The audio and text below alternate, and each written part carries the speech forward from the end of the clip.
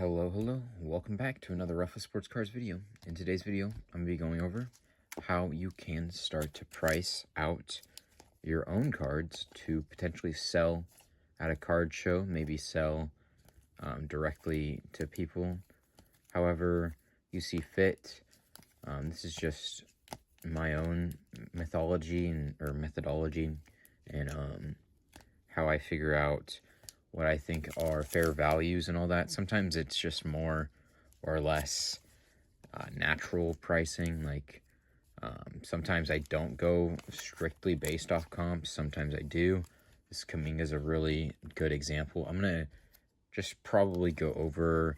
I have a whole pile here of stuff I can go over to just price with you. But I just want to show you guys this one right here. So this Kaminga Select, it sold for $22.50 3 days ago from the time I'm talking. But when I bought it, I based it off of, there's this $50 comp, there's this $35, $40, there's this $52 comp, $60. I'm pretty sure I bought it around this time here when it was a $50 card. So I think also with it being closer and closer to the season happening, I think that definitely adds some value to it. Obviously, I probably would have bought that $22.50 card, but also once you consider it, this person paid $30 for it. That card's probably never going to be sold again. This number out of 199 card is going to be out from the circulation. Kaminga is going to be probably pretty hot commodity at the card show I'm setting up at because I am in California. Same thing with Davante Adams. So hence why I'm pretty much pricing, like last sold on this one was $30. He just had an insane catch. I haven't even checked this over for grading also. So it's something I consider also is these could be gradable. So I'm going to price them a little higher than what potentially the last comp is, just because I know I haven't like fully checked them out and all that. And then like this one I think could be potentially gradable just from what I saw. This one I saw some scratches, but it is a year older, still a SSP, very rare card. This one's also a year older than that one, but just something I think, actually no, this one's, no, that is a year older, yeah, so I was right there. But I'm going to price this one at the last sale, Brock Purdy, or at the lowest listed. So yeah, and then this one's like really rare also, just like a sneaky rare Davante. This one is just something I think is a super cool card, rare parallel to pull. But yeah, let's get into some stuff and potentially walk you through my thought processes. So there's some baseball stuff I have. I literally bought an entire value bin back at the last 3-day Sacramento card show. I will be attending that 3-day Sacramento card show next month, literally a month away from now. So that's why I'm preparing to sell off a ton of my inventory, hopefully. And I got some really cool stuff from said show and buyouts that I did. A whole bunch of Barry Bonds cards that I'm just gonna liquidate at $1. And yeah, so Joe Mauer, he said pretty much think of the sticker prices like half off, like from when he did it, because he did them a while back. But we can just look up this card right here. It's a Joe Mauer gold rookie. I believe this would be a rookie. Maybe it's not, actually. It's not a rookie. Maybe it is. I'm not too sure. I don't think it is. It might be, though. Sure, someone will comment down below. But I use Card Ladder Pro. I got it with my my PSA submission subscription. So I paid like the highest submission and got their service for free because I noticed some people that I was selling to, using it, and that's what they use um, as their comp. They comp their cards with it. So it looks like the last sale on this card was 35 bucks. So right about on a little over actually on the last sale. This one I see already has a little bit of damage on the top right or top left corner. So it won't be a gem. So I'm going to definitely price it at the last comp there. Obviously, I'm not going to automatically put my card at like 25 bucks because people are going to walk up and be like, do 20 for it. So I'm going to price it at the last comp and expect someone to hopefully try to offer 30 bucks, 25 bucks, be okay with it there rather than, rather than getting 25 and then getting 20 and just being like, I probably wouldn't, I'm probably firm there. I'd rather know what, when I priced it, the last comp is, and then handle it from there. If they say there's a recent sale, you're not going to like the recent sale, that's okay with me. I just like to have a general base idea, especially because this listing probably had shipping on it. And so yeah, also I have my price tag gun. I bought one some recently.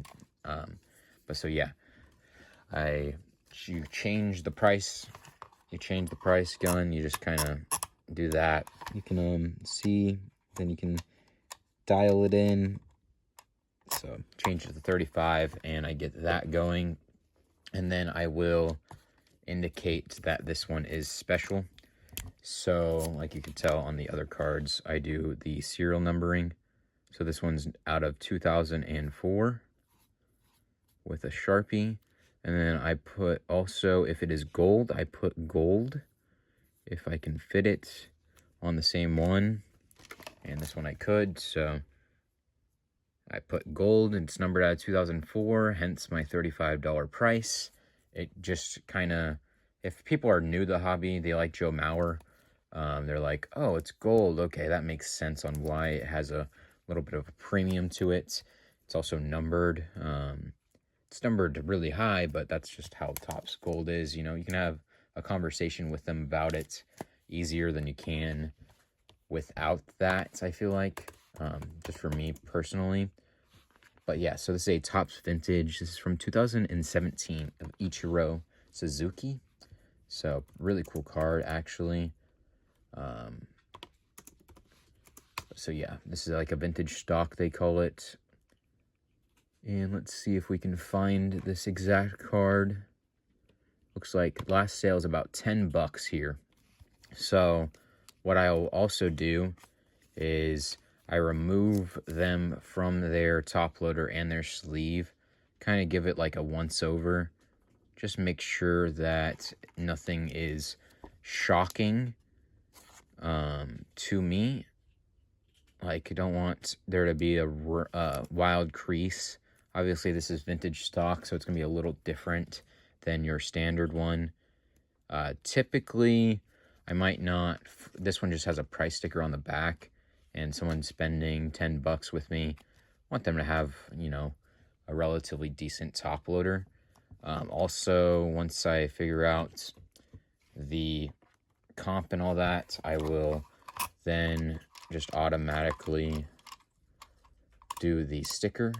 For me, I don't know, obviously, depending on the stack, I will go like 5 bucks. So I'll just put them all in one pile and then go through. But all right, now I'm just trying to get as many done as possible too, and it's for the video. So this one's vintage stock. I'm not going to indicate it's vintage stock in any way. I'm just going to put out of 99. If someone asks me what is special about it, I will tell them that it is a vintage stock. With these Topps vintage stock cards from baseball, you can tell because it has the old school Topps logo. And also, potentially, what could be a decent idea is to look up their jersey number. So, you can just look up Ichiro Suzuki jersey number and see what his jersey number is, or her or their jersey number is. And then you can see it's 51, so it's not anything special, not a jersey number. And then you can continue about your day. Pricing cards. This one's really sick. It's a Sammy Watkins Bowman Chrome Gold. Old school guy. So this one already had a $20 sticker on it. Technically, I got it from someone having a 75% off sale, so I paid $5 for it. So let's hope this one aged well. It's because it's one I kept for a couple months here. I'm also going to be starting to do direct sales like this on Whatnot, so I'll have the sticker, and it helps me. It will help me out a lot to actually start doing this. It's something that I really want to do more and more of. But so yeah, Bowman Chrome, we just go like auto, rookie, 75. This is like kind of like the same idea as the what is my card worth video I did a while back, but this one's kind of like with a purpose of like, I'm setting up a card show. This is what I do. Let me just make sure it's not completely thrashed. So yeah, it's not completely thrashed, so I'm going to put it at that $16 comp there. It gives me a rough idea on what the card is worth. And then, for what I realized too is sometimes for these $15 and up cards, I will replace the sticker or the top loader and all that with a new one, and then I'll put them in a team bag, because I just feel like it's to me it's more professional, and it's like I am I'm taking care of these cards. I'm not like having lint get into the top loaders and all that. After $10, I mean, even at $10, I would say it might be a good idea to do it. But for me, I'm pretty much doing it. Sometimes I'll do it on $15 cards. Sometimes I won't. Probably should, but a beautiful card like that, I just want someone to enjoy the freshness of the card itself too. This top loader was relatively really nice, so gonna leave it there and put it at the last comp. Technically, you gotta think too, this one probably has shipping on it, so I could probably put it at $20, be okay with that. But just for the sake of this video and the sake of me wanting to sell stuff and not show and tell, I'm gonna put it at last comp there. And hopefully someone enjoys a Sammy Watkins Bowman Chrome Gold rookie autograph there. Okay, here's some cool ones I picked up. Also, these are pretty decently big ones. We'll do the 3 big ones I got here. Sadly, I'm a Raider. Well, sadly for me to price this card out, I am a Raiders fan. It's just because I almost said something I didn't mean, But the Max Crosby Paramount sealed from Panini Rewards, numbered to 50 autograph there. Absolutely beautiful card here. I know what the last comp is. I know what I bought it for. I paid $75 on it. So something like this to me, although I might, although I might enjoy collecting it, for me to make $55 potentially, I'm okay with letting it go and potentially just getting another card to replace it. I also see that it does have a little bit of damage on the corner there, so I'd rather get a better card for my own personal collection. And I'm not so worried about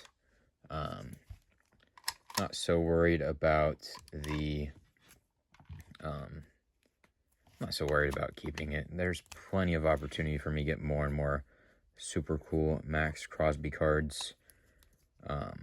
But yeah, so pretty cool in there. Max Crosby, potentially what would that be profit wise?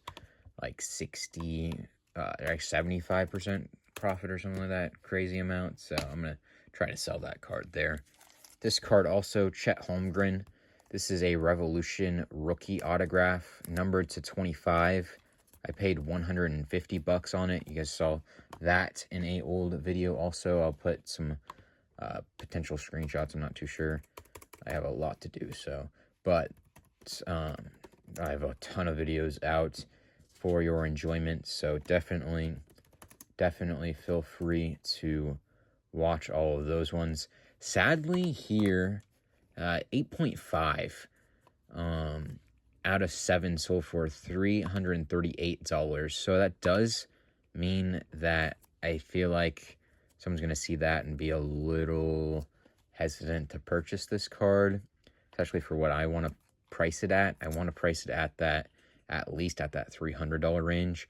The out of 100 sold for $197.50, and the base, it looks like a base PSA, no, that's Asia, but Asia PSA 9 sold for $180, and then down here somewhere a base one sold for $200, $201.50. That's just the base one. So I'm gonna price this one a little bit high, just because well, I can. I'm not like, I don't know, I'm not like super worried about selling it. I feel like if someone really wants to make me a reasonable offer of $300, then yeah, definitely will consider it. But I'm not too worried about it because the basketball season's underway directly after this event's happening. But I'm gonna price this at $425 here. Obviously this number to 7 one really does hurt that value, but also who's gonna have that card's not gonna be for sale that cheap again, you know? Like if someone wants this card, it's also a Chinese New Year card, so this one is a hobby, I would believe. The Infinite Parallel number to 25 is a hobby, so a little bit more sought after there, just box wise. But so yeah, we're gonna put out of 25 on the thing there, and that'll be like one of my my showcase cards. I'm not really too worried about moving it, but it would be cool if I could.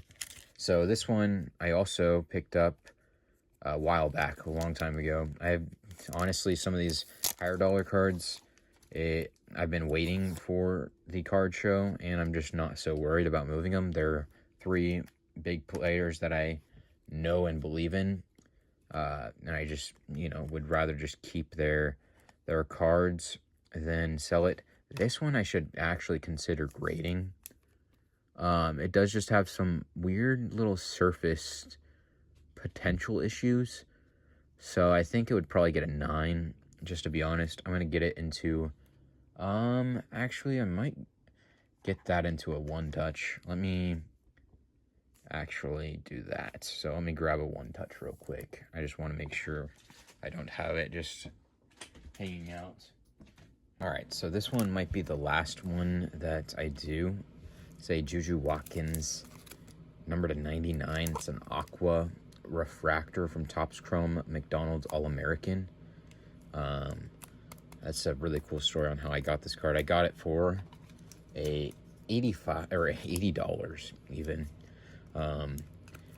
Yeah, so it looks like the last sale on a non-numbered refractor sold for $145. A PSA 9 also sold for the same $145. It might not be a refractor, it might be a refractor. I'm not sure how this product really kind of like the layout is. It probably is a refractor would be my guess, but it's one of those cards I'm definitely into it very, very amazingly. One day I'm hoping I can, you know, help the guy out. Technically last comp was $175. There was also one before that sold for $245. I'm going to look up, this might be another thing to suggest, is Juju Watkins, or when does the college basketball season start for women's? Because the thing is with women's basketball, November 7th. So literally, I guess, yeah, technically I'd still be a month out, but I'm going to still put it out there. I don't know how many people are going to have just as cool of a Juju Watkins card. Someone really might be looking for it. I'm going to put it a little high. I'll probably put it at $300. That'd probably be my starting point. I'm realizing the Chet I priced out was probably a bit high. I was gonna say $400 at this, but I just know with that $175 one that even going 300. But even then, like, the refractor sold for $145, so double that I feel like is very fair. The Chet, double the out of 100 and double the raw sale, I feel like that is also very fair. So yeah, certain things you just I don't know, certain things you might be higher on than what potentially the market is and all that too, right? I'm not so worried about selling a Juju Watkins card. She's going to be probably the next girl to change the sport even further, which is really good for their whole avenue there of what they do. It's also a Topps Chrome card, so although it is McDonald's All-American, it's still got the Topps Chrome branding on it, and it is a parallel. So yeah, and it's less than 100 copies out there. Yeah, I mean, I feel like 300 is very, very fair of a price. So when considering, right, let's just even just put that at $300 value, just because I know I'm a bit high on it, but honestly, I feel like that's probably even a decent deal, to be honest. I mean, obviously, maybe like $350 is probably fair value there, or maybe, you know, I would even say that's very, very fair, and that's probably what I would hope to get out of it. But yeah, I'm not gonna shy away from $300 and doubling up my money, especially for the card show that's coming up also. But that's $730 right here in 3 cards. Rough estimate value. Maybe we'd just say $700. I don't really fully I don't know. What I'm trying to say is I'm really glad I started selling off my collection and started doing the whole whatnot thing and all that. Like, I would not be holding these 3 cards right here. These are 3 of my bigger cards in my collection also. It's one of those things, I mean, like, to be able to hold these 3 cards is just wild to me. It's like, you know, it makes all the other deals that I've done not so bittersweet, right? Like, I don't know. I don't mess with the bigger, higher dollar stuff. To me, it's just a lot of money to put into one card. So yeah. But then also, when you consider, right, like, I like I mean, I'm obviously not shying away from cards that are a little higher value, but that's 26, that's, you know, 35, like, you know, like, that's, right here is 30, that's 110, like, this is probably $125 in cards right here, is my guess, just off the top of my head. Fair value-wise, 35, 45, it's 51, so yeah, probably $150 there. Another $45, another, you know, so it's where really buying these low-end deals and all that and stuff, like, it just more and more of wildness happening. Like, I don't know, this is where I'm realizing the value is to me also, is, you know, potentially grabbing these cards that people will sell you at last comp and not realizing there's extra value. Technically, a lot of this was like I did that buyout, literally a full 4-row of top loaded cards, pretty much full. It's like maybe like 80% full when I bought these 2 cards out. This one was just somehow I even did horrible on it. Honestly, I should have just been very picky with that sale, but I knew I just needed whatnot inventory was the main thing there. But I mean, right here, that's $45. I have a whole bunch more cards. I know I have at least pretty much what I paid, the rest of what I paid in Barry Bonds cards, and I'm gonna liquidate them all at $1. Hopefully those go really well.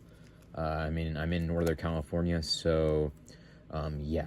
One thing I would also recommend is I take the time to not put price tags on the cards itself. If you didn't really notice also, that's one very big tip. Honestly, I won't even, well, I won't love when I go through and there's like cards with it on the sticker or on the top loader, just because I know like with those, what I do is like something like this. Literally, if it's like a top loader I cannot salvage, I will literally just use for extra protection in packaging. And this one even has a hair underneath the sticker, which is very awesome. But I'll use those for extra packaging. So that's like one of the big things I would recommend is for those top loaders that you have like they have no use to you anymore. Definitely look to protect those cards when you ship them.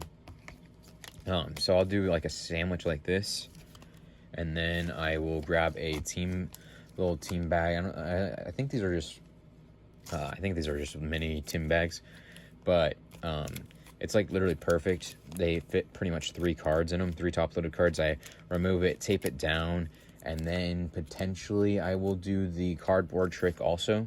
So like very, very secure shipping there. That's just how I do that, how I make use of those things. But I have so many of them, I don't need any more. But I also realize I'm not in the biggest need of these cards to be in top loaders. Obviously, that would be very, very nice because it saves me money. Like, if like a top loader is like this, obviously it's hard to tell, but if it's slightly used and all that, like maybe some scratches here and there. This one's a decent example. Probably a little hard to tell, but obviously it's just not like perfect condition. You can definitely tell on camera a little bit there. It's not perfect condition, but I'll use those for like my $1, $2, $3 cards in my value bins, because obviously people are not really buying the top loaders. I mean, obviously people are, but I feel like, you know, if someone wants a new top loader, they'll just get the card in a new top loader. Eventually it's going to scratch up the same here as it is, you know, even if you put it as new. So that's just how I do it. Now I actually even renew the top loaders when I run them on Whatnot. So let's just say I ran this one on Whatnot. I would take it out of the thing, get this, remove the penny sleeve, put in a brand new top loader. So just because I feel like that's a very, very presentable, very, very clear. You can see exactly what you're bidding on, or at least very, very clearly. It's not just like it looks like it's completely ruined. But so yeah, that's just how I price out my things for card shows. Technically, this is my first time ever doing it. Potentially, technically, you could even say this is for direct sales on Whatnot too, because I'll end up going live and just showing people what I have now, being like, well, I want $2 for that. Sammy Watkins, I'm asking 16. But yeah, especially because the Whatnot and all that has fees, it'll be something that, you know, I'm lot more firm on price-wise, and that's what I should consider too, right? Because I will just probably end up going on Whatnot and trying to sell quite a bit. So if someone offers me 85%, 90%, I should consider taking it. No, technically even 80%, but that's a little cutting it close because I have buyers that will pay 85, 90% all day, every day for good stuff like this, especially. Technically, this is just what I value it at, so, you know, might be a little difficult, but we'll see. I'm not fully worried about selling these Davante Adams Mosaic cards also. I collect that, especially that first year Mosaic serial numbered stuff for football. For football, I collect all that stuff, so I'm not so worried about it, but the case hits, or this is like a white sparkle pack, SSP, like pretty much very short printed, and then case hit, so I put rare on there. Oh, that's also what I do, is I put rare, I put game used, and then out of 199 there also.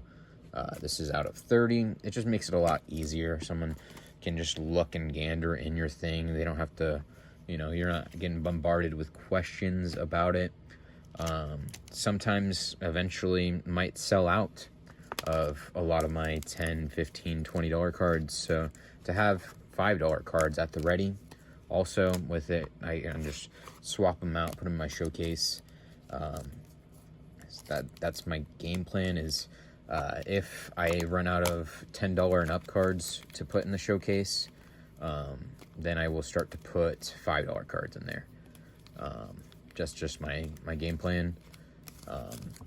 So yeah, appreciate very much for watching, and hopefully that gives you some motivation. So hopefully, you know, you just enjoyed the video. If not, it's found entertainment, enjoyment, knowledge somehow, some way during this video.